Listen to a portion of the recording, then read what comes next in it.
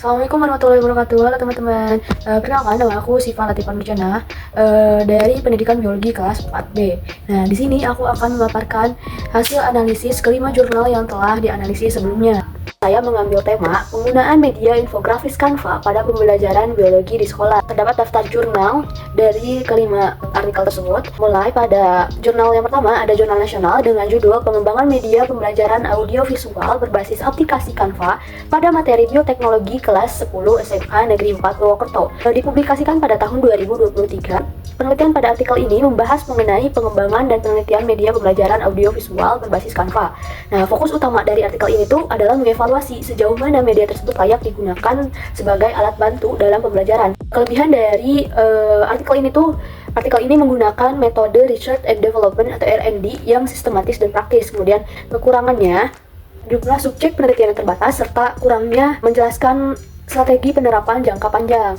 Kemudian pada jurnal nasional yang kedua terdapat dengan judul Penggunaan Media Infografis Canva Berbasis Masalah pada Pembelajaran Biologi. Penelitian pada artikel ini membahas bagaimana infografis bisa digunakan dalam model pembelajaran berbasis masalah atau problem based learning untuk membantu siswa lebih memahami materi, meningkatkan keterlibatan dan memotivasi mereka dalam belajar biologi. Kelebihan dari artikel ini tuh penggunaan infografis yang menarik.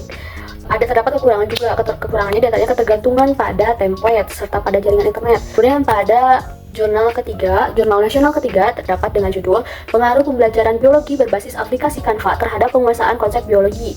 Penelitian di artikel ini tuh bertujuan untuk melihat bagaimana interaksi siswa dengan materi biologi memiliki metode pembelajaran yang berbeda atau dari konvensional versus Canva nih. Metode penelitian yang digunakan ini tuh adalah metode penelitian eksperimen semu atau kuasi eksperimen. Nah, terdapat kelebihan serta kekurangan juga. Kelebihannya pembelajaran lebih inovatif, kemudian kekurangannya kurangnya pelatihan untuk guru. Guru banyak yang tidak bisa menguasai aplikasi Canva serta keterbatasan teknologi. Nah, kemudian pada jurnal yang keempat terdapat jurnal nasional juga dengan judul Canva sebagai media pembelajaran pada mata pelajaran IPA.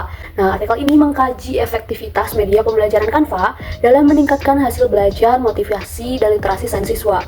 Nah, fokusnya adalah bagaimana cara Canva digunakan oleh guru dan siswa dalam konteks pembelajaran, serta pengaruhnya terhadap pemahaman materi yang bersifat abstrak dalam IPA. Nah, metode penelitian yang digunakan dalam ini adalah metode tinjauan pustaka atau literatur review. Nah, kelebihannya itu peningkatan hasil belajar siswa, serta kekurangannya keterbatasan akses, template, serta pengembangan keterampilan. Kemudian yang kelima terdapat jurnal internasional dengan judul The Canva Platform and Meaningful Learning in Regular Basic Education.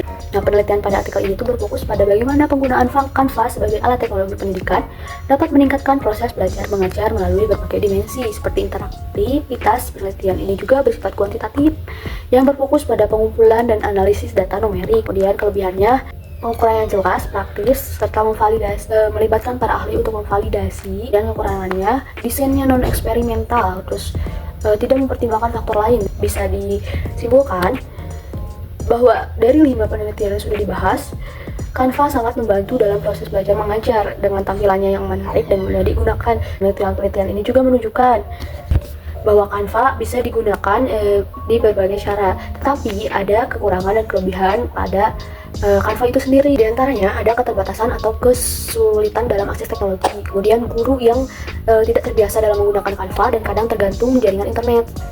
Nah, ini merupakan tampilan awal dari aplikasi Canva, di mana terdapat berbagai macam tools yang bisa membantu kita untuk mengerjakan tugas ataupun desain yang berkaitan dengan pembelajaran biologi itu sendiri.